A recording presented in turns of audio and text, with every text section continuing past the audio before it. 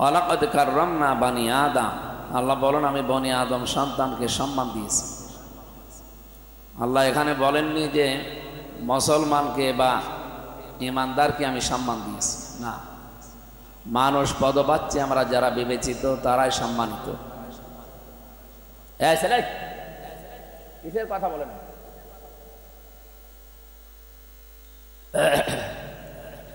দুঃখজনক হলেও সত্য,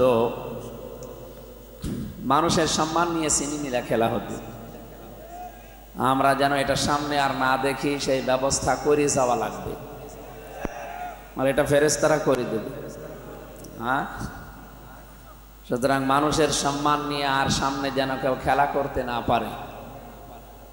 কোরআনে কারিমের সূরা নমলের 34 নম্বর আয়াতে আল্লাহ জানিয়েছে, পৃথিবীতে যখন জালেমরা শাসন করে তারা দুইটা কাজে হাত দেয়। ইন্নাল মুলুকা ইযা দাখালু ক্বরিয়াতান আফসাদুহা ওয়া জাআলু ইজ্জাতা আহলিহা আযিল্লা ওয়া কাযালিকা ইয়াফআলু। তাদের প্রথম কাজই হয় ওই দেশে বিশৃঙ্খলা তৈরি করা। আমরা এই 54 বছরে বহু বিশৃঙ্খলা দেখেছি, এখনো চলছে। বিশৃঙ্খল পরিবেশ দ্বারা তৈরি করতে চায়, শৃঙ্খলা যারা ভঙ্গ করে এদের কারণে হাজারো সৃষ্টি কষ্ট পায়। এই যে প্রশাসনের রাত দিন নেই শুধু এই বিশৃঙ্খলা থামাতে। আমরা যদি শান্ত হয়ে যাই, বিশৃঙ্খলা যদি তৈরি না হয়, ওয়ালা তুফসিদু ফিল আরদি বা'দা ইসলাহিহা, জমিনে শান্তি ফিরে আসার পরে আর কেউ অশান্তি তৈরি করবা না। এটা আল্লাহর নির্দেশ, নামাজের মতো একটা ফরজ, অথচ এই আদেশকে বারবার লঙ্ঘন করা হয়। এই 54 বছরে বহুবার ওটা হয়েছে, বিশেষ করে রাষ্ট্রীয় ক্ষমতায় যারা থাকে তাদের কারণে।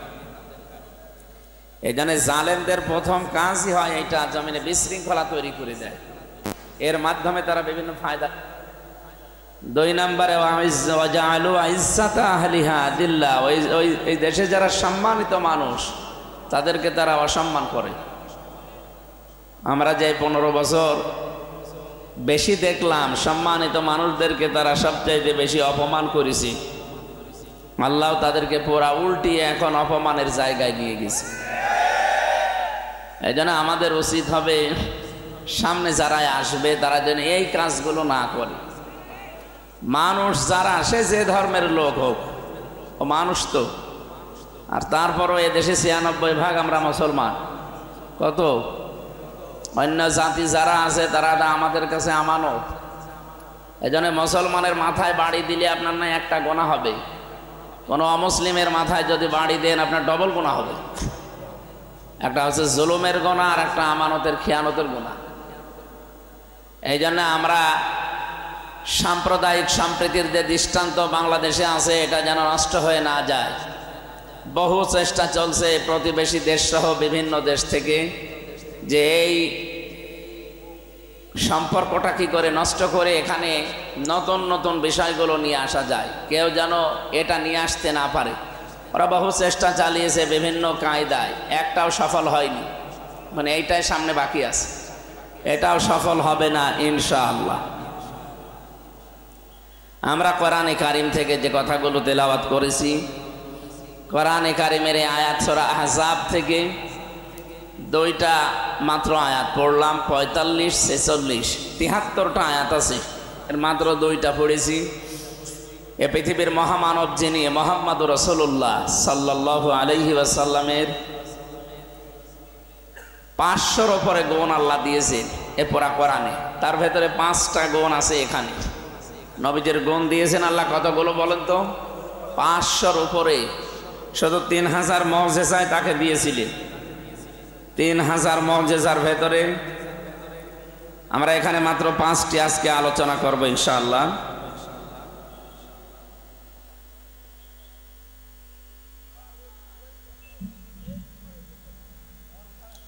কথা বলা যাবে না ভাই, একেবারে নীরব নিস্তব্ধ হয়ে এদিকে তাকিয়ে থাকেন। আমরা কোরআন থেকে কথা বলবো ইনশাআল্লাহ। নবীজিকে ওই জামানায় যারা অমুসলিম ছিল, কাফের মুশরিক যাদের বলা হয়, এরা নবীর নামে উল্টাপাল্টা কথা লাগিয়েছিল। বিশেষ করে 5টা নাম আমরা দেখেছি ইতিহাসে, তারা 5টা নাম বেশি বলতো নবীকে। আল্লাহ রাব্বুল আলামিন ওই 5টা নামের জবাবও কোরআনে কারিমে দিয়েছে। 1 নম্বরে তারা ওই দেশে পাগল বলে ডাকতো নবীকে, বলেন নাউজুবিল্লাহ। আল্লাহ তাআলা জবাব দিয়েছেন, আমা সাহিবুকুম বিমাজনুন, তোমাদের সাথে আমার নবী মুহাম্মদুর রাসূলুল্লাহ পাগল না। 2 নম্বরে তারা আমার নবীকে জাদুকর বলে ডাকতো, আল্লাহ জবাব দিয়েছেন যে আমার নবী জাদুকর না। তারা ডাক দিয়েছিল কবি বলে, আল্লাহ বলেন না, কবি হওয়া এটা নবীর শানের খেলাফ, এটা আমি নবীকে কবি বানাইনি। এরপরে তারা ডাক দিয়েছিল মিথ্যাবাদী বলে, আল্লাহ জবাব দিয়েছেন যে আমার নবী মিথ্যাবাদী না। বিশ্ব নবীকে সর্বশেষ ওরা ডাক দিয়েছে এই পৃথিবীতে। 1 নম্বরে আমরা জানলাম পাগল বলে ডাক দিত, কবি বলে ডাক দিত, এরপরে গণক বলে ডাক দিত। যেই কয়টা নামে ডাক দিয়েছেন পরবর্তীতে প্রত্যেকটার জবাব আল্লাহ নিজে দিয়েছেন, নবীজির দেওয়া লাগে নাই। এর পরবর্তীতে আল্লাহ রাব্বুল আলামিন এই 2টা আয়াত নাজিল করে তার জীবনের গুরুত্বপূর্ণ 5টা গুণ বর্ণনা দিয়েছে। আমাদের উচিত হবে আমাদের নবীর এই 5টা গুণকে আমরা সামনে রেখে বাকি জীবনকে চালানোর চেষ্টা করা। তাহলে যে শাফিউল মুজনাবিন বলা হয়, তিনি কিয়ামতে সুপারিশ করে জান্নাতে নিয়ে যাবেন। যার সুপারিশ ছাড়া, সিগনেচার ছাড়া কেউ আল্লাহর জান্নাত পর্যন্ত যেতে পারবে না। নিজের আমল দিয়ে কখনো এটা সম্ভব না। এই জন্য আমাদের উচিত হবে নবীকে সামনে রাখা। তেলাওয়াত কিন্তু আয়াত থেকে আমরা এবার শুনতে চাচ্ছি আল্লাহ কি কি গুণ তাকে দিয়েছিলেন। আল্লাহ রাব্বুল আলামিন বলেন, ইয়া আইয়ুহান নাবিয়্যু ইন্না আরসালনাকা শাহিদাও ওয়া মুবাশশিরাও ওয়া নাযীরা। আল্লাহ ডাক দিয়েছেন, হে নবী, অবশ্যই আমি আপনাকে পাঠিয়েছি সাক্ষীদাতা, সুসংবাদদাতা, সতর্ককারী, ওয়াদাইয়ান ইলাল্লাহি বিইযনিহি ওয়া সিরাজাম মুনীরা। 4 নম্বরে আপনাকে আমি আমার আদেশ ক্রমে আমার দিকে ডাকার জন্য পাঠিয়েছি। আপনি ডাকবেন শুধুমাত্র আমি আল্লাহর দিকে। 5 নম্বরে আপনাকে আমি পাঠালাম এই জমিনের ভেতরে উজ্জ্বল প্রদীপ রূপে। এই 5টা গুণ এই 2 আয়াতের ভেতরে আল্লাহ দিয়েছে।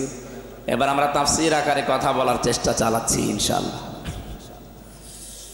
নবীজি ইন্তেকালের আগে জানিয়েছিলেন, আনা খাতামান নাবিয়্যিনা লা নাবিয়্যা বাদি, আমি শেষ নবী, আমার পরে আর কোন নবী রাসূল দুনিয়াতে আর আসবে না। এদিকে তাকান, খেয়াল করে শুনবেন। আদম নবী থেকে শুরু করে হযরত ঈসা আলাইহিস সালাম পর্যন্ত যত নবী রাসূল আল্লাহ পাঠিয়েছিলেন, প্রত্যেকটি নবীর সিস্টেম ছিল কুল্লামা হালাকা নাবিয়্যুন খালাফাহু আখার, একজন চলে গেলে ওই জায়গাটায় আরেকজন স্থলাভিষিক্ত হতো।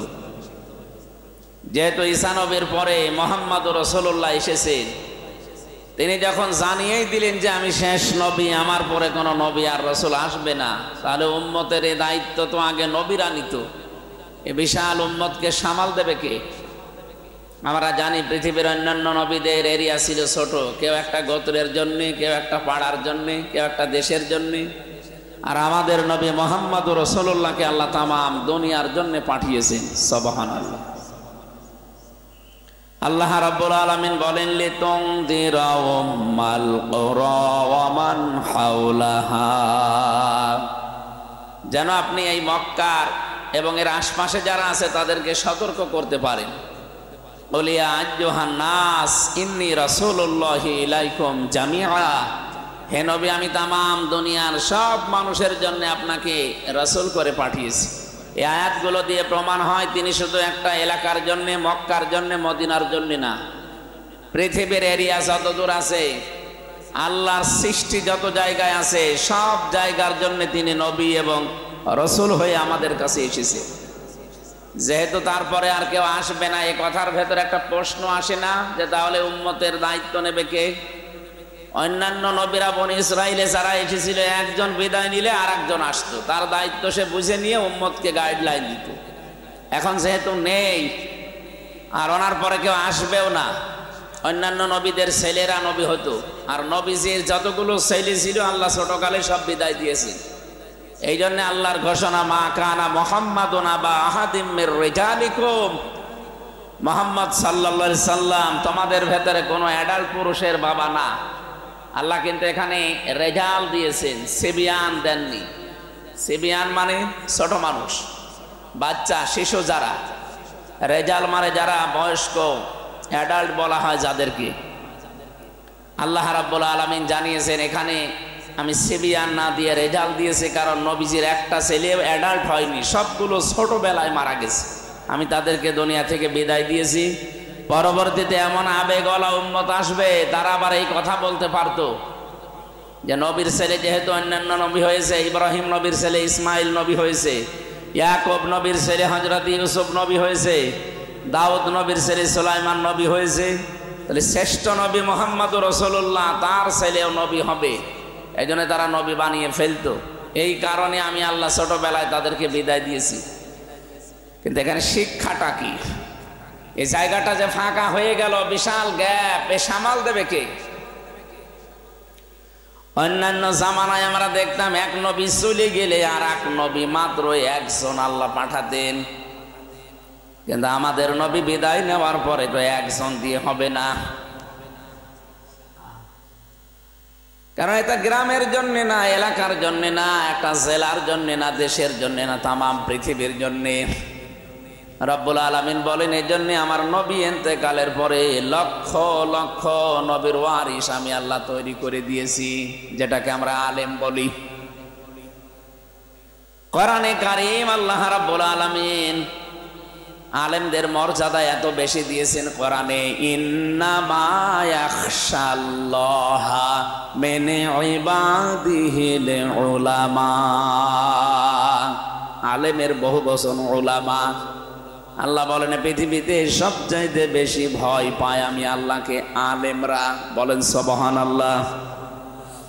নবীজি শুধু খাতামান নাবিয়্যিন আলা নাবিয়্যা বাদি এটাই শেষ করে দেননি, পরবর্তীতে ইন্তেকালের আগের জবাব দিয়ে গেছেন। হয়তো প্রশ্ন আসতে পারে যে নবীর পরে তো আর নবী নেই, তাহলে চালাবে কে, উম্মতকে গাইডলাইন কে দেবে? আল্লাহ পাক বলেন বনি ইসরাইলে একজন নবী বিদায় নিয়েছে, আর একজন পাঠিয়েছি এলাকা ঠিক করার জন্যে, তামাম দুনিয়া ঠিক করার জন্য তো একজন দিলে হবে না। এজন্য লক্ষ লক্ষ নবী একবারে পাঠানো তো আমার দ্বারা যদিও সম্ভব, কিন্তু এটা তো কেমন হয়ে যায়। এই জন্য নবীর স্থলাভিষিক্ত হিসাবে নায়েবে রাসূল লক্ষ লক্ষ তৈরি করে দিয়েছি। আল উলামা ওয়ারাসাতুল আম্বিয়া, নবীজি বলেন আলেম যারা এরা নবীর ওয়ারিস। নবীজি এই পৃথিবীতে এলেম রেখে গেছেন, কোন ধন সম্পদ মাল সম্পদ এগুলো রাখেননি। সুতরাং এলেম যারা পেয়েছে এই মানুষগুলো নবীর ওয়ারিস, উত্তরাধিকারী, নায়েবে রাসূল, স্থলাভিষিক্ত, ওই জায়গা পূরণকারী। এবার আমার প্রশ্ন হচ্ছে, এটা আমরা যারা এতদিন পর্যন্ত বর্ণনা শুনি বা করি, মনে করি আলেমদের সম্মান নবীজি বাড়িয়ে দিয়েছেন। না, এটা শুধু আলেমদের সম্মান মর্যাদার জন্য না, এ হাদিসের ভেতরে গুরুত্বপূর্ণ দায়িত্ব নবী দিয়েছেন আলেমদের। নবীজি বলেন আল উলামা ওয়ারাসাতুল আম্বিয়া, ওলামারা আলেমরা হচ্ছে নবীর ওয়ারিস। বিশ্ব নবীর যে বিশাল দায়িত্ব, ওই দায়িত্ব যে আলেম বুঝে নিতে পারবে, পালন করবে, সেইটাই নবীর ওয়ারিস। এবার আমাদের প্রশ্ন, নবীকে আল্লাহ কি আমানত দিয়েছিলেন? এই যে আজকের যে তেলাওয়াতকৃত আয়াত, এই সূরা আহজাবের 62 কি 72 নাম্বার আয়াতে আছে আমানতের কথাটা। ইন্না আরাদনাল আমানাতা আলাস সামাওয়াতি ওয়াল আরদি ওয়াল জিবাল ফাবাইনা ইয়াহমিলনাহা ওয়া আশফাকনা মিনহা ওয়া হামালাহাল ইনসান ইলা আখিরি আয়াত। আল্লাহ পাক বলেন অবশ্যই আমার যে আমানত, তার মানে কোরআন শরীফ। এখানে আমানতের ব্যাখ্যায় বাংলায় কোরআন লেখা আছে। এই আমানতটা আমি আল্লাহ আসমানের কাছে রাখতে চেয়েছিলাম, জমিনের কাছে রাখতে চেয়েছিলাম, পাহাড়ের কাছে রাখতে চেয়েছিলাম, ফা বাইনা, তারা অস্বীকার করেছে। আই আহমেল নাহা, এর বহনে তারা রাজি হয়নি। ওয়াশ ফাঁকে না, শুধু বহন করতে রাজি না, এতটুকুই না, ওয়াশ ফাঁকে না মিনহা, তারা এখান থেকে অব্যাহতি চেয়েছে। তারা বলেছে না, এই বিশাল দায়িত্ব আমাদের দ্বারা সম্ভব না। ওয়াহামালাহাল ইনসান, শেষ পর্যন্ত মানুষ এটাকে বহন করার দায়িত্ব নিয়েছে। যার উপরে আল্লাহ এটা দিয়েছিলেন তিনি একজন মানুষ ছিলেন, তার নাম মুহাম্মাদুর রাসূলুল্লাহ। তিনি যেহেতু নেই, কিয়ামত পর্যন্ত এই দায়িত্বটা সত্যি নবীর মতো যারা পালন করতে পারবে তারাই নবীর সত্যিকারের অনুসারী বা উত্তরাধিকারী। আজ আলেম নিয়ে কত মানুষ আমরা নামের আগে লিখলেই মনে করে আলেম হয়ে গেছি। না, এটা একটা দায়িত্ব, একটা বিশাল দায়িত্ব। পাহাড় নিতে পারে নাই, আসমান জমিন কেউ রাজি হয়নি যেটা নিতে, সেটা আমাদের মধ্যে দুর্বল মানুষ আমরা নিয়েছি। খলিকাল ইনসানু দাঈফা, এ পৃথিবীতে যত সৃষ্টি আছে আমি মানুষকে একেবারেই দুর্বল করে বানালাম। এত দুর্বল দেহ, এত দুর্বল মন আমাদের, এরপরও এত বড় একটা আমানত আমরা নিয়েছি। সুতরাং আমরা আলেম যারা আসলে হাদিসটা ফজিলতের জন্য না নিয়ে দায়িত্বের জন্য যদি দেশে আমরা নিতে পারতাম, আমার মনে হয় ওলামায়ে সু এটা তৈরি হইতো না। কে কথা বলেন না কেন? ওলামায়ে সু এটা ভণ্ড আলেম, বাতিল আলেম যাদেরকে বলা হয়, এগুলোর জন্য ইসলাম আজ দেশে পিছিয়ে আছে। দেখতে মনে হয় সত্যিই নামের আগে আলেম লিখলে চেহারা সুরতে আসমান থেকে মনে হয় এসেছে বিশাল আলেম। যে দায়িত্ব দিয়ে তাকে আল্লাহ পাঠিয়েছেন ওই দায়িত্ব পালন করতে চায় না, বলে দিনকাল ভালো না পরে। আরে ভাই বলেন তো, ১৫০০ বছর আগে কি দিনকাল ভালো ছিল? এ দায়িত্বটা যে যখন পেয়েছে সঙ্গে সঙ্গে সে পরিবর্তন হয়ে গেছে। হযরত ওমর রাদিয়াল্লাহু তাআলা আনহুর জীবনী সারা জীবন শুনেছি, অথচ তিনি যেই দিন এই দায়িত্বটা একটু শুনেছিলেন, তাহা মা আনজালনা আলাইকাল কুরআনা লিতাশকা, শুধু শোনার পরেই বলেছেন, হে নবী এটা কি সত্য না মিথ্যা? বিশ্ব নবী বলেন এটা সত্য বাণী। তিনি বললেন সত্য জিনিস গোপনে আর থাকবে না, আপনি আমাকে অনুমতি দেন এই কোরআনের পক্ষে আমি একটু স্লোগান দিয়ে আসি। এর ভেতরে আছে ওয়া কাব্বিরহু তাকবীরা, তোমরা তাকবীর দাও কার নামে? আরো জোরে বলেন আর একবার। ৯৬% মুসলমানের এই দেশে জাতীয় স্লোগান এইটা হওয়া দরকার। কোন জয় বাংলা রাম বাংলা না, এই দেশে তাকবীর হওয়া লাগবে, স্লোগান হওয়া লাগবে জাতীয়ভাবে, লিল্লাহি তাকবীর। এটা আমরা চাই না? বিপ্লব কুমার সরকার, এই যে প্রশাসন বসে আছে, ওনাদের স্যার ছিল যুগ্ম কমিশনার। এই লোকটা এই বাংলাদেশের বুকে দাঁড়িয়ে ৯৬% মুসলমান আমরা বাস করি, সে দাঁড়িয়ে বলেছে যে লিল্লাহি তাকবীর, আল্লাহু আকবার, এটা জামাত ইসলামের স্লোগান। আরে ভাই, আমরা যারা জামাত ইসলাম করি মনে করেন আমাদের মনে নাই দুঃখ লেগেছে। আপনার মনে দুঃখ লাগার কথা না? আপনি আল্লাহর বান্দা দাবি করেন না? এটা তো শুধু দুনিয়ার বিষয় না, লিল্লাহি তাকবীর, আল্লাহু আকবারে মরণের পরও কাজে লাগবে আপনার। সুতরাং এইটা যেহেতু ওরা মুসলমানদের মনে করে যে এটা মুসলমানদের স্লোগান, মুসলমানরা দেবে না, এদেশে ৯৬% যেহেতু আমরা মুসলমান আছি, দল আমাদের আলাদা থাকতে পারে, কথা বলছেন না কেন? এটা আমরা চাই জাতীয় স্লোগান হিসাবে এদেশে স্বীকৃতি পাক, কারণ এটা বললে হার্টের রোগ ভালো হয়, জয় বাংলা বললেও তো হার্টের রোগ ভালো হয়। সুতরাং আজকে থেকে এটা দাবি তোলা যায় না যে আমরা এখন স্লোগান দিলে জল করেন যে দল, কিন্তু এই স্লোগান দেবেন লিল্লাহি তাকবীর। এটা শুধু জামাত ইসলামের লোকজন নিয়ে যাবে কোন কারণে? আপনি মুসলমান না? আপনি কি কথা বোঝেন নাকি আন্দাজে চিল্লান? সবার স্লোগান যারা মুসলিম তাদের এইটা হওয়া লাগবে। আর এটা আমাদের এই দেশে জাতীয় ভাবে যেন কায়েম হয়। বলেন তো লিল্লাহে তাকবীর। হযরত ওমর শুধু বের হলেন, মাত্র মুসলমান হয়েছিল ওই সময়, তার সাথে সাথে যাচ্ছিল কাফের মুশরিকরা। চিন্তা করছে কাবার চত্বরে মক্কা নগরীতে কে তাকবীর দেয় আল্লাহর নামে। জালানা থেকে দরজা দিয়ে মুখ বের করে দেখে হযরত ওমর মিছিলের সামনে। তাড়াতাড়ি জালানা দরজা বন্ধ করে বলছে দরকার নেই, ওর সামনে গেলে মাথা থাকবে না। আমার তো মনে হচ্ছে এই দেশের 630টা থানা আছে, প্রতিটি থানায় যদি এরকম একজন করে ওমর এখন তৈরি হয়ে যায়, এদেশে আর কোনো বাতিল দাঁড়াতেই পারবে না। তারা কোরআন শোনার পরে ওপেন হয়ে গেছে, সঙ্গে সঙ্গে দায়িত্ব বুঝে নিয়েছে এটা আমানত। আর আমরা বলি হুজুর দিনকাল ভালো না, গোপনে আসি।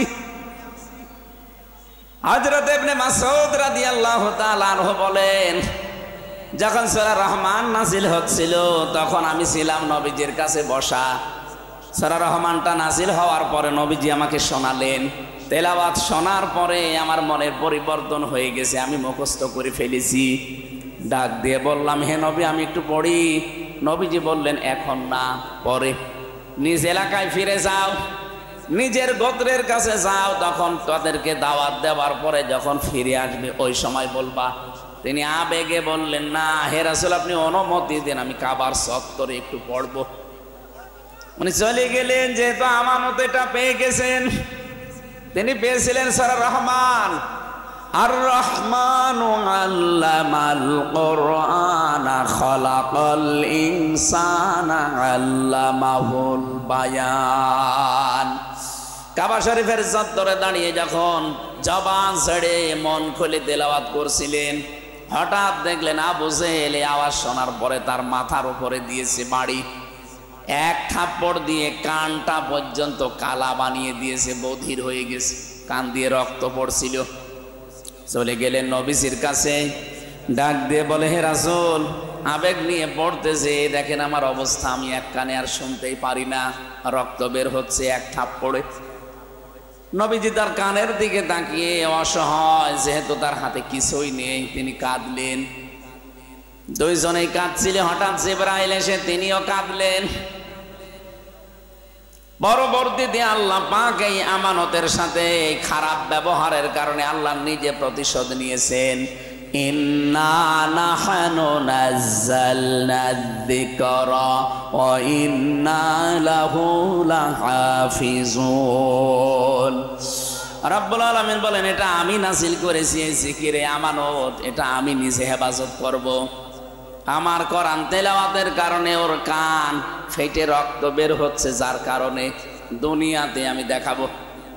ঠিক বদরের ময়দানে ওর ঠান্ডা হয়ে যখন পড়েছিল, নড়াচড়া নেই। হযরতে আব্দুল্লাহ ইবনে মাসউদ তিনি ঘুরছিলেন লাশ দেখার জন্য। হঠাৎ দেখে লাশের ভেতরে একটা পড়ে আছে, নড়ছে না। কাছে যেয়ে দেখছে এখনো জান আছে কিন্তু নড়ে না।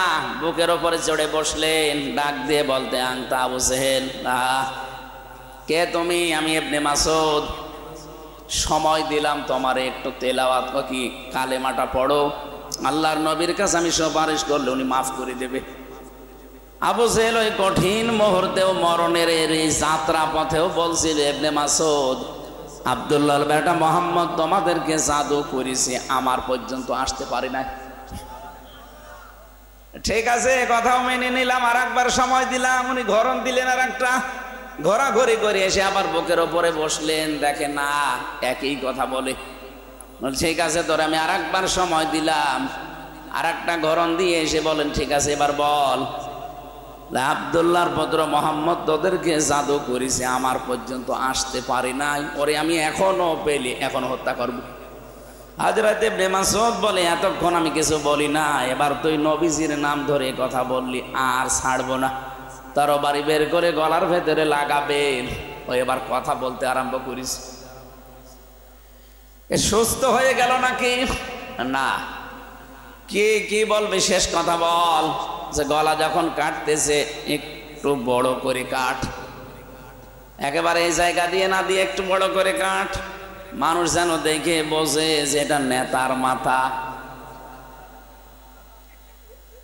আমার মনে হয় এরকম শয়তান বাংলাদেশে এখনো আছে, মরে যায় তাও তেজ কমে না, সব হারিয়ে ফেলেছে এখনো তেজ কমে।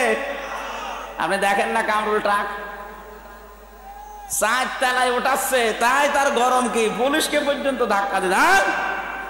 আর 4 তলায় উঠাবেন মানে 2 তলার কথা বলে। আরে ভাই আপনার মাত্র এই একদিনে এরকম লাগে, আপনি যে 15 বছর করলেন এদের সাথে। আমি এক একজনের মামলা দেখতাম 313টা, 556টা পর্যন্ত মামলা পেয়েছি আমি জেলখানায়। তা আপনার কয়টা মামলায় মাত্র 4 তলায় উঠতে বলছে, 2 তলায় ছিল 4 তলায় দিয়েছে, তাই আপনি গরম দেন পুলিশকে।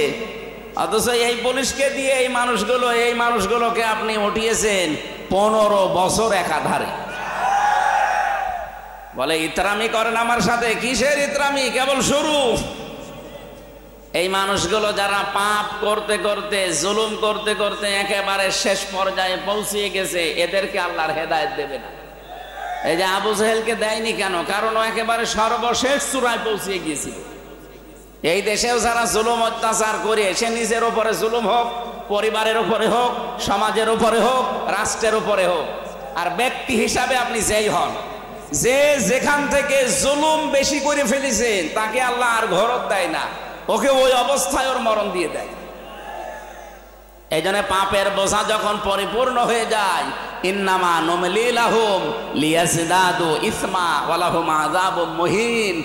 মানুষের পাপ যখন একেবারে কানায় কানায় পরিপূর্ণ হয়ে যায়, ওদের জন্য অপমানজনক শাস্তি আল্লাহ রেডি করে রাখে। তাদের আর ফেরার কোনো কায়দা পথ আর বাকি থাকে না। এই জন্য আমরা অপরাধ যেন অন্তত আর না করি, যে জায়গায় আছি ওই জায়গায় থামা লাগবে। কারণ আপনি আপনার নিজের ক্ষতি করে ফেলছেন, পরিবারের উপরে জুলুম করে, সমাজের উপরে, রাষ্ট্রের উপরে, জনগণের উপরে, যে যেখানে আছেন ওখান থেকে যদি জুলুমের মাত্রা বেড়ে যায়, আগামীতে আপনিও আর আবু জাহেলের মতো ফিরে আসতে পারবেন না। 3 বার সুযোগ দিয়েছিল, তারপরও কাজে লাগাতে পারে নাই, কারণ আল্লাহ ওর কপালে তো হেদায়েত দেয়নি। কথা বলেন না কেন? ইন্নাল্লাযীনা কাফারু সাওয়াউন আলাইহিম আনজারতাহুম আম লাম তুনজিরহুম লা ইউমিনুন খাতামাল্লাহু আলা কুলুবিহিম ওয়া আলা সামিইহিম ওয়া আলা আবসারিহিম গিশাওয়া ওয়া লাহুম আযাবুম আযীম। রব্বুল আলামিন বলেন, হে নবী, যারা কুফরি করেছে, কুফরি মানে সত্যকে জানার পরে যারা গোপন করে রেখেছে, এরাও কাফের।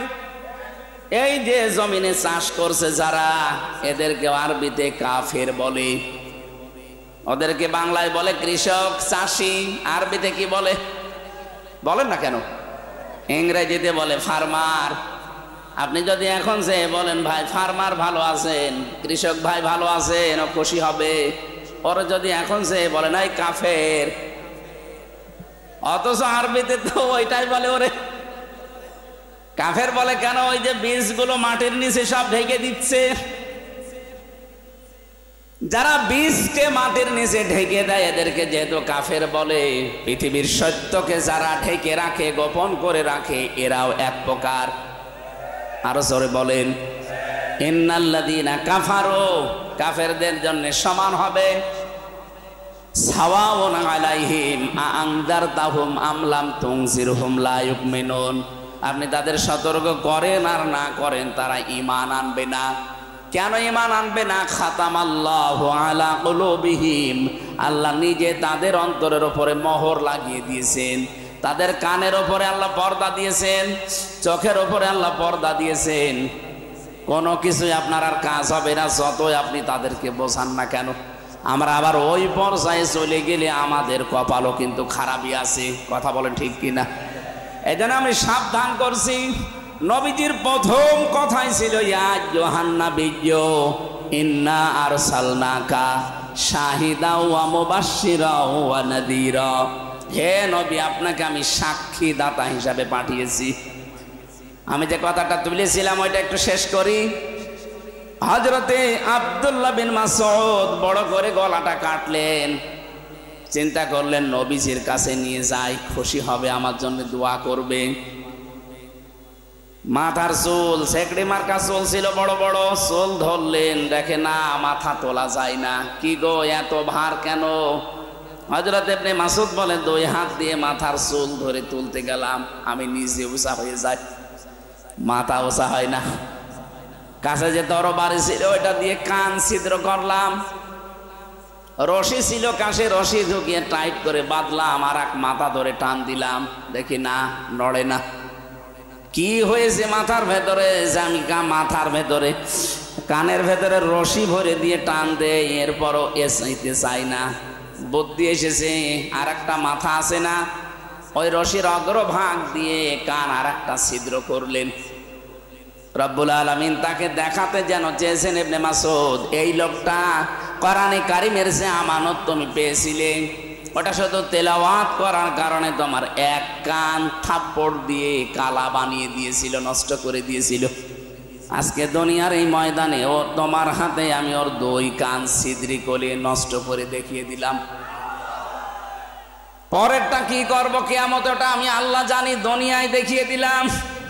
এখানে শুধু ঘটনা শুনে সুবহানাল্লাহ আলহামদুলিল্লাহ পড়ার জন্য আমি বলিনি, আমি বলেছি এটা একটা আমানত।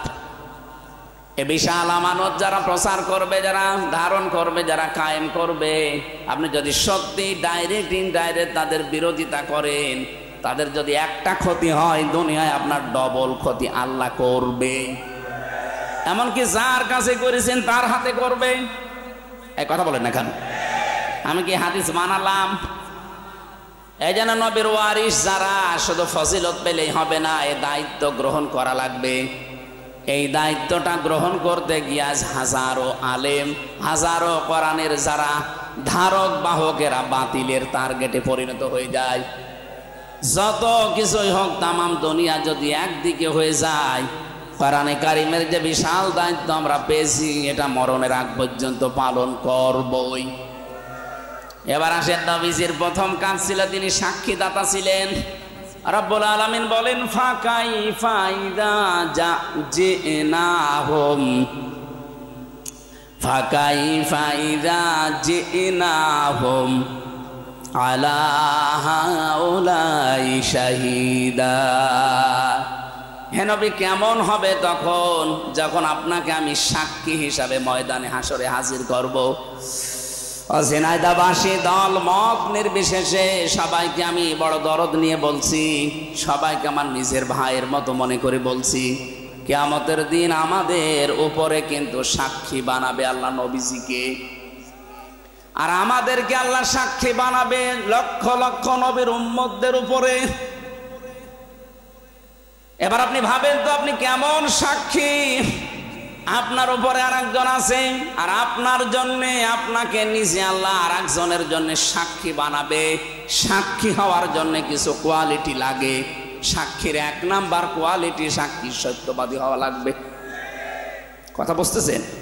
যারা সাক্ষী দেয় দেখবেন কোর্টে কোরআন শরীফটা বুকের ভেতরে নেয়, অথবা বাংলাদেশের সংবিধান বুকের ভিতরে নেয়, এটা হাতে নিয়ে ধর্মীয় গ্রন্থ নিয়ে বলে, যাহা বলিব সত্য বলিব, সত্য বয় মিথ্যা বলিব না। এ কথা বলে না?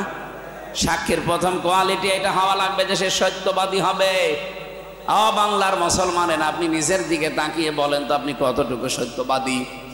আপনি কতটুকু সত্যের উপরে আছেন? আপনাকে তো আল্লাহ অন্যান্য নবীর উপরে, উম্মতের উপরে সাক্ষী বানাবে। সর্বপ্রথম আল্লাহ কিয়ামতে বিচার আরম্ভই করবে হযরত নূহ আলাইহিস সালামের উম্মতদেরকে নিয়ে।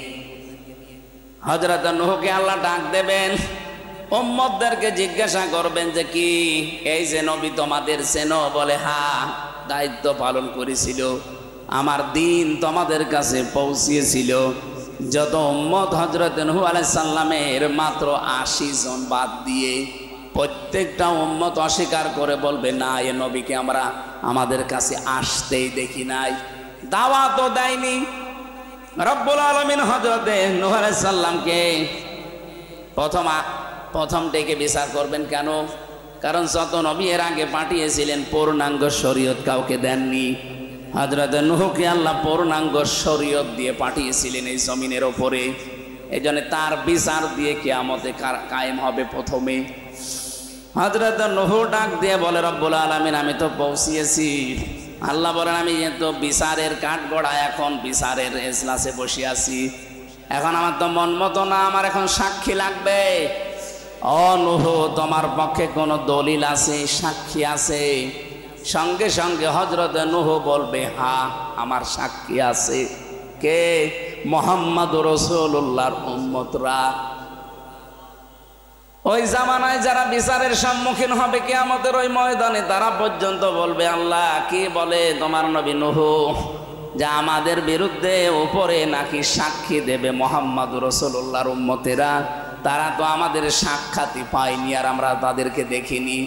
তো সাক্ষী তো দেওয়া লাগে দেখে দেখে, না দেখে সাক্ষী দেবে কি করে? যদি আমাদের দেশের নিয়মটা একটু আলাদা, আমাদের দেশে শুনেও সাক্ষী দেওয়া যায়। কি এদেশে শুনে সাক্ষী হয়নি? এমনকি জন্ম হয়নি তাও সাক্ষী দেয়।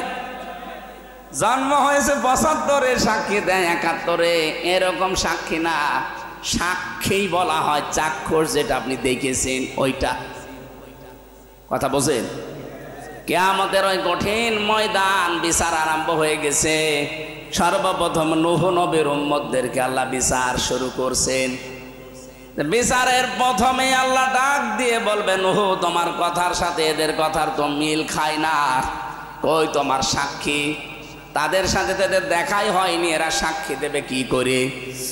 আমরা যারা উম্মতি মুহাম্মদী আছি, এক বাক্যে তখন দাঁড়িয়ে বলবো রব্বুল আলামিন আমরা দেখি নাই, কিন্তু দেখার চাইতেও বেশি কিছু আমাদের কাছে ছিল। নবীজি এই দুনিয়াতে আসার 50 দিন আগে একটা ঘটনা ঘটেছিল এই দুনিয়ায়। কাবা ঘর ভাঙতে এসেছিল আব্রাহা। আল্লাহ পাক নিজে কাবা ঘর রক্ষা করার জন্য আবাবিল পাঠিয়েছিলেন। এ কথা শোনেননি? ওই সময় কি নবীজি দুনিয়ায় ছিলেন? না। কাবা ঘর যখন আল্লাহ রক্ষা করেন আবাবিল পাখি দিয়ে, তখন নবীজি দুনিয়ায় আসেন নাই, তার 50 দিন পরে এসেছেন। অথচ কোরআনে কারিমে আল্লাহ দিয়েছেন আলাম তারা কাইফা ফাআলা রাব্বুকা বিআসহাবিল ফিল। হে নবী, আপনি কি দেখেননি হাতিওয়ালাদের সাথে আপনার রব কি ব্যবহার করেছেন? ঝিনাইদহবাসী একটু খেয়াল করেন, নবীজির জন্মই হয়নি, 50 দিন পরে জন্ম নিচ্ছেন, আর আল্লাহ পাক নবীকে বলছেন আপনি কি দেখেননি?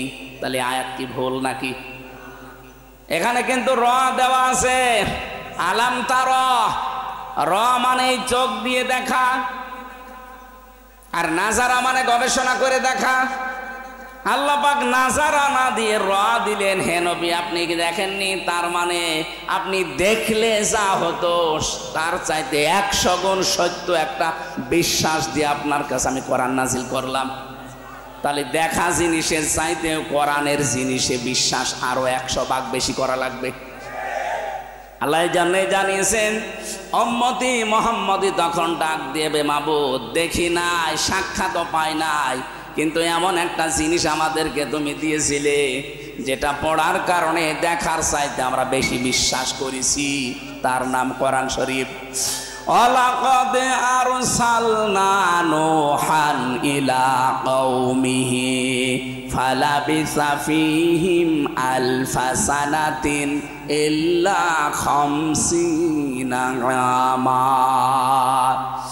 আল্লাহ পাক বলেন অবশ্যই আমি নূহকে তার জাতির কাছে পাঠিয়েছিলাম, সে দাওয়াতি কাজ করেছে, তাদের ভেতরে 1000 বছর, 50 বছর কম, কত হয়? 950 বছর। 950 বছর দাওয়াতি কাজ করেছে সে। জাতির লোকেরা তাকে দেখলে চাদর মোড়া দিত, দেহ ঢেকে রাখতো, মুখ ঢেকে পালাতো, এমনকি তাকে চাদরের ভেতরে নিয়ে দূরে কোথাও পাহাড়ের পাদদেশে রেখে আসতো।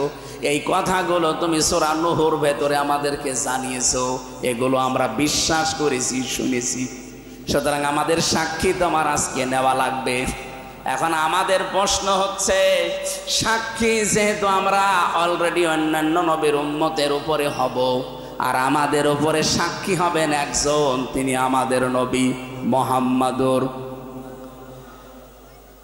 এই দুইটা শব্দ থেকে শিক্ষা, আমাদের উপরে যিনি সাক্ষী, ওয়াকাযালিকা জাআলনাকুম উম্মাতাও ওয়াসাতাল লিতাকুনু শুহাদা আলান নাস ওয়া ইয়াকুনার রাসূলু আলাইকুম শাহিদা। আমাদের উপরে আল্লাহ যাকে সাক্ষী বানাবেন, ঝিনাইদহবাসী এই একটু ভালো করে বুঝবেন, আমাদের উপরে আল্লাহ যাকে সাক্ষী বানাবেন তিনি আমাদের নবী, তিনি সাক্ষী দেওয়ার যোগ্যতা রাখেন না রাখেন না? সাক্ষী দেওয়ার জন্য যত কোয়ালিটি আছে সব তার ভেতরে পাবেন। এক নম্বরে সাক্ষীর প্রথম কোয়ালিটি কি বললাম? বলেন বলেন। তিনি যে জন্মগতভাবে সত্যবাদী ছিলেন, একই ফতোয়া দেওয়া লাগবে? ওই জামানার কাফেররাও তাকে সাদেক বলতো, সত্যবাদী, আল আমিন, বিশ্বস্ত। এবার আসেন আমরা যারা সাক্ষী, আমাদের সাক্ষীর অবস্থান কোথায়? আমাদের সাক্ষী যে আল্লাহ নেবে অন্যান্য নবীর উম্মতের উপরে, আমরা কোন সাক্ষী? আমার নিজের বিরুদ্ধেই তো 10টা সাক্ষী রেডি হয়ে আছে। আপনি নিজের জীবনের দিকে তাকিয়ে ভাবেন তো, আসলে কি আপনি সাক্ষী দেওয়ার যোগ্যতা পেয়েছেন এখনো? সাক্ষী দেওয়ার 2 নাম্বার যোগ্যতা হচ্ছে আপনি দল বেদল, আত্মীয় বেআত্মীয় দেখতে পারবেন না। এই কথা বুঝতেছেন? বারবার কোরআনে আমি আয়াতটা পেয়েছি, আল্লাহ রাব্বুল আলামিন জানিয়েছেন, হে নবী আপনি মানুষকে বলেন তারা যেন নিজের নিকট আত্মীয় হলে এক বিচার করবে, নিকট আত্মীয় না হলে আর এক বিচার করবে, এইটা যেন না করে। ওয়ালা ইয়াজরিমান্নাকুম শানাআনু কওমিন, এমনকি এই পৃথিবীতে যদি কেউ একজনের রাগ আর একজনের ওপরে তুলতে গিয়ে হিংসার বশবর্তী হয়ে কারো যেন ক্ষতি করে না ফেলে। অথচ এইটা 54.5 বছর বেশি হয়েছে। একজনের উপর হয়তো রাগ আছে, সেই রাগ তুলতে গিয়ে হিংসার বশবর্তী হয়ে এমন এমন কাজ আমরা করে ফেলি যেটা আর উঠে আসে না। শহীদ আব্দুল কাদের মোল্লা রহমতুল্লাহ আলাই, তাকে আপনি যে হিংসার বশবর্তী হয়ে রাজনৈতিক প্রতিহিংসার কারণে ফাঁসি দিয়ে দিলেন, অথচ ওই লোকটা আর কসাই কাদের এক না। আল্লামা দেলাওয়ার হোসাইন সাইদি আর দেল্লু শিকদার এক না। এটা যা করেছেন আপনি হিংসার বশবর্তী হয়ে অথবা রাজনৈতিক উদ্দেশ্য প্রণোদিত ভাবে, এক কথা বলছেন না কেন? আপনি আয়াতটা বারবার যখন পড়েন দেখবেন শরীরের লোম খাড়া হয়ে যাবে। কি গো? ওয়ালা ইয়াজরিমান্নাকুম শানাআনু কওমিন, সাবধান, কোন ব্যক্তি, কোন গোষ্ঠী, কোন দল তাদের ওপরে হিংসার বশবর্তী হয়ে রাগ করে যেন এমন কোনো কিছু চাপিয়ে দিও না যে তাদের বিশাল ক্ষতি হয়ে গেল, মাঝখান থেকে তোমার কোনো লাভ হলো না। বলেন তো, এই যে যতগুলো মানুষ 15.5 বছরে বিচারের নামে প্রহসন করে আপনি বিদায় করে দিলেন, আপনার কি লাভ হয়েছে? আপনি তো নিজের মাতৃভূমিতে থাকতে পারলেন না। এই আয়াতটা কিয়ামতে আপনার বিরুদ্ধে যাবে না? বলেন তো। আমি তো দেখতে পাচ্ছি আয়াতটা দিয়ে কিয়ামতে 2 জায়গায় আয়াতটা পেয়েছি, আমি পড়লে আমার যেন কেমন লাগে যে দেশে বহু মানুষ এই আয়াতের কারণে ধরা খাবে। যারা হিংসার বশবর্তী হয়ে অহংকার করে রাগ কন্ট্রোল করতে না পেরে অন্যের প্রতি অবিচার করেন, সে ব্যক্তি হোক, কোন দল হোক, কোন গোষ্ঠী হোক, কোন জাতি হোক, তাদেরকে আপনি সমূলে ধ্বংস করে দেবেন। আর উপরে বসে বসে কি আল্লাহ কলা খাবে? উনি দেখবে না? উনি বলেন যা করবি ওর ডবল আমি তোর জীবনে ক্ষতিপূরণ দেব। এই জন্য আগামীতে এরকম ভুল যেন আমরা কেউ আর না করি। সাক্ষী দেওয়ার জন্য যারা নিয়ে যাবেন, যারা আমরা সাক্ষী, প্রথম কোয়ালিটি হবে আমরা সত্যবাদী। 2 নম্বরে আমরা পক্ষপাতিত্ব যেন না করি। এই পক্ষপাতিত্ব করার কারণে আমাদের দেশটা পিছিয়ে যায়। সামনে যে যতটুকু আমরা জীবন তৈরি করছি আমরা যেন সত্যের সাক্ষ্য দিতে পারি। বলেন আমিন। আরো জোরে বলেন আমিন। 2 নম্বরে নবীকে আল্লাহ পাঠিয়েছিলেন, হে নবী আপনি শুধু সাক্ষ্যদাতা না, আপনি মুবাশশির, আপনি সুসংবাদদাতা। কিসের সুসংবাদ দেবেন? জান্নাতের। বলেন তো কিসের? জান্নাতের। কি সুন্দর সুসংবাদ আল্লাহর নবী আমাদেরকে শুনিয়েছেন। জান্নাতের যে বর্ণনাগুলো আমরা কোরআনে পেয়েছি, জান্নাতিন তাজরি মিন তাহতিহাল আনহার, এমন ভাবে জান্নাত আমি বানিয়েছি এর তলদেশ দিয়ে নদী আর নহর প্রবাহমান থাকবে।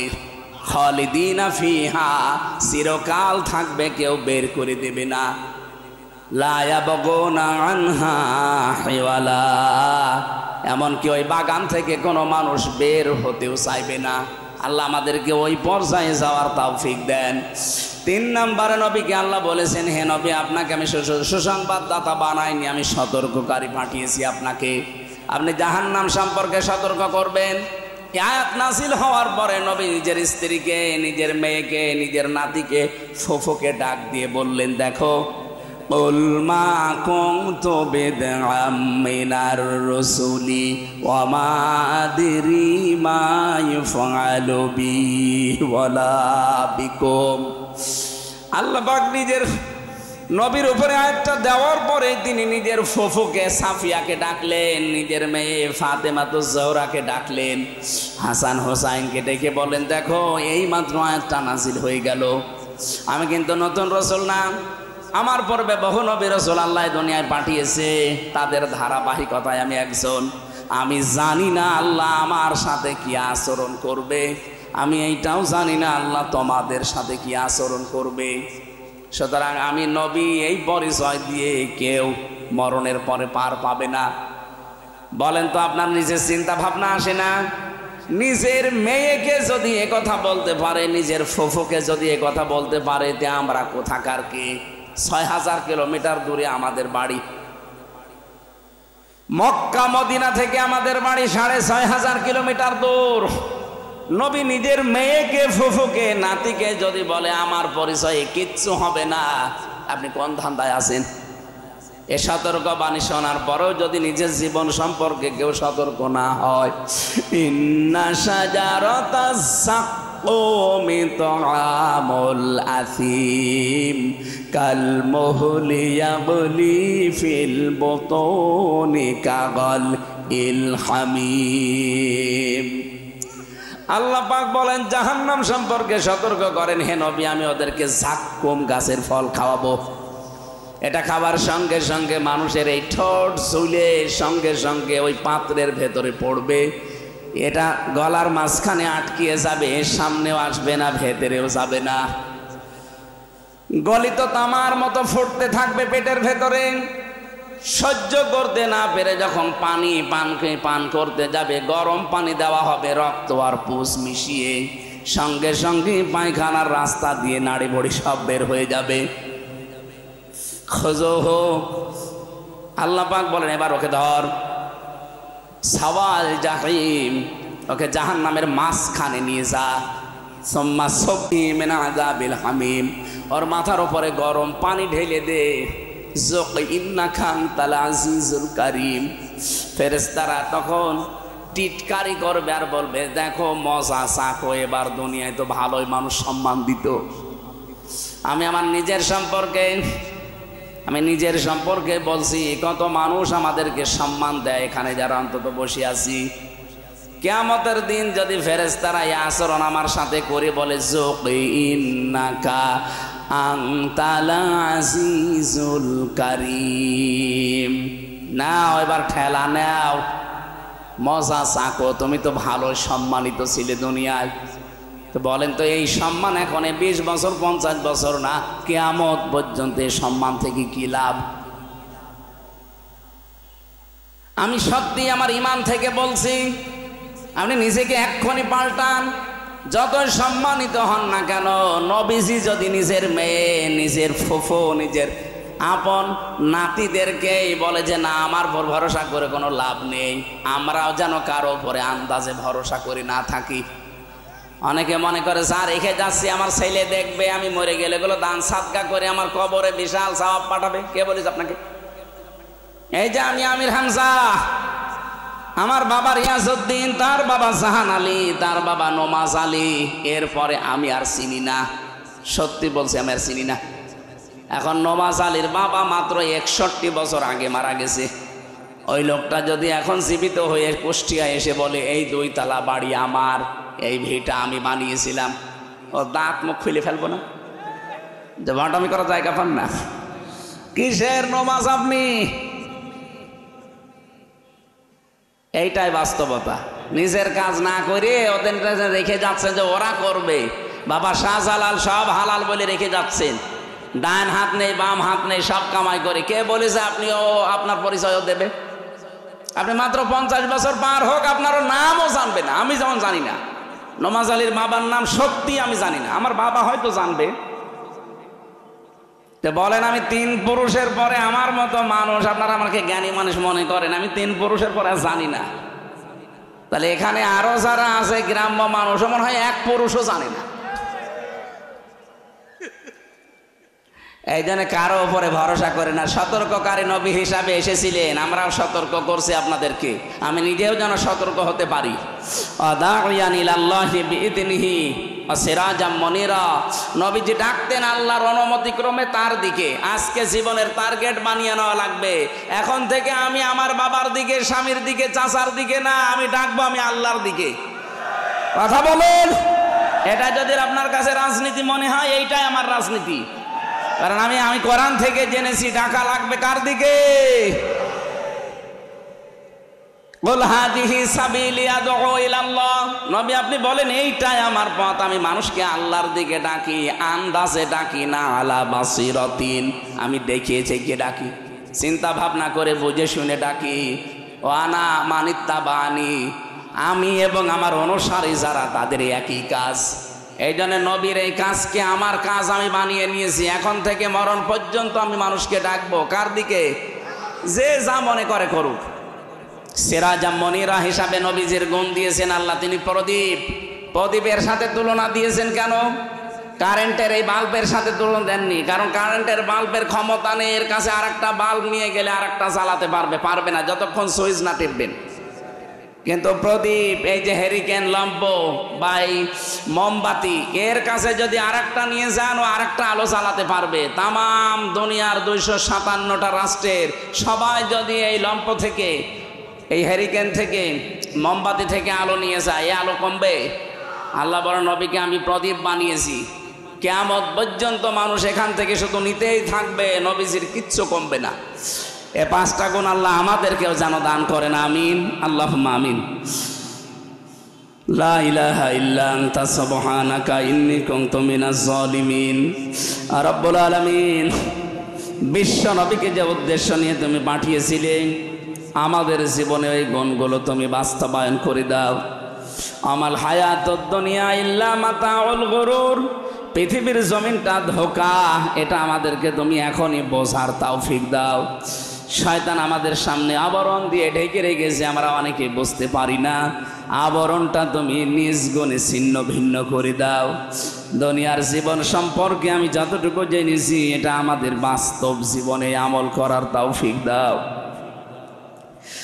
রব্বুল আলামিন, এই মাহফিলের আয়োজন করতে গিয়ে তোমার যে বান্দা বান্দিরা শ্রম দিয়েছে, বিশেষ করে মাহফিলের প্রধান অতিথি, বিশেষ অতিথি, মাহফিলের সম্মানিত সভাপতি, আল্লাহ চাল একজন ডাক্তার মানুষ, চিকিৎসাবিদ, তিনি এলাকায় মানুষের সেবা করেন।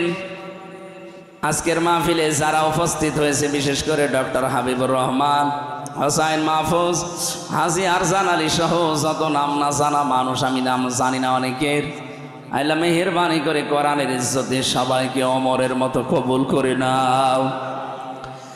এখানে দোয়া চেয়েছে আমার কাছে, গান্না ইউনিয়ন শিবিরের একজন শহীদ হয়েছে, শহীদ হাফেজ জসিমউদ্দিন জিহাদ।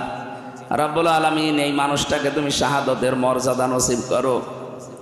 জামাতে ইসলামীর একজন শহীদ হয়েছে, শহীদ আবু হুরায়রা, নবীজির সাহাবীর সাথে নাম আছে, আল্লাহ তুমি এই হিসাবে তাকে শহীদ হিসাবে মঞ্জুর করে নাও। এ মাহফিলের বরেণ্য সদস্য যারা, এদেরকে তুমি যে মা পেটে নিয়েছি, মায়ের পেটগুলো খাদিজাতুল কুবরার মতো বানিয়ে দাও। সম্মানিতা মা বোনেরা বসে আছে, খাদিজার মতো, আয়েশার মতো, এদেরকেও জীবন তৈরি করে দাও। আগামীর এই অনুষ্ঠানটা কোরআনের প্রচারে আরো বিশাল আকারে কবুল করো। যে মাদ্রাসার ওসিলায় মাহফিল, আল্লাহ কিয়ামত পর্যন্ত তুমি নবীর এই ঘরটাকে এখানে জিন্দা রাখো। এ গান্না বাজারে যারা ব্যবসা বাণিজ্য করে, এদের ব্যবসায় বরকত দাও। হালাল রুজিতে তুমি মেহেরবানি করে বরকত ঢেলে দাও। আসমান জমিনের বালা মুসিবত থেকে আমাদের হেফাজত করো। প্রশাসনের যে ভাইগুলো আজকে দায়িত্ব পালন করেছি, আল্লাহ এদের উপরে তোমার রহমত নাসিল করো।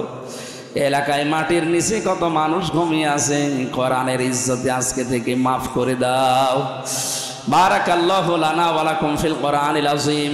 মরণ আসলেই যেন পড়তে পারি লা ইলাহা ইল্লাল্লাহু মুহাম্মাদুর রাসূলুল্লাহ। সালাম। কালকে মাহফিল আছে আমার রাতের বেলা, রাত 9টায় রিয়াজুল জান্নাহ ঝিনাইদহ শহরে, বাইপাস রোডের ঝিনাইদহ শহর বাইপাস রোডের রিয়াজুল জান্নাহ রাত 9টায় আছে কালকে। আমরা একটা নতুন বিষয়ের উপরে কথা বলবো ইনশাআল্লাহ।